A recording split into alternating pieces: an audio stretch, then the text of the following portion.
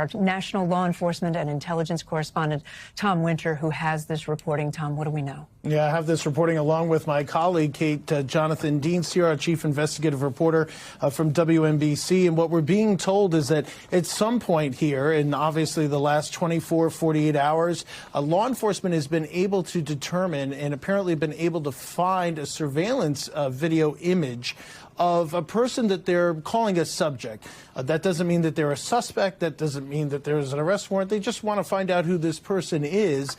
This person might be masked in some way. This person might have a backpack or tools with them. We're not quite sure. We haven't seen the image ourselves. We do anticipate that the FBI will release this information this afternoon, perhaps quite imminently, this photograph.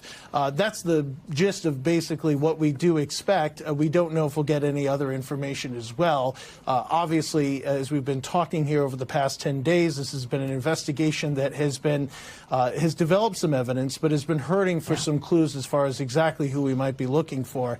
And it appears that at the moment that might be changing, Kate. Let me bring in our Chief Justice contributor, Jonathan Deans. He's also WNBC New York's chief investigative reporter. Jonathan, you had some of this reporting earlier as well. I know it probably matches what Tom is telling us. Do we think we will at some point see this image? Yes, it's our understanding that sometime, perhaps as early as 12:15 or sometime afterwards, that image will be released to the public. Law enforcement was hoping that perhaps someone internally or with the family might recognize who this person might be, but we're told it's not a very good image. The person is masked, is wearing a backpack, and is not readily identifiable. So they will be putting this out, we are told, seeking the public's help.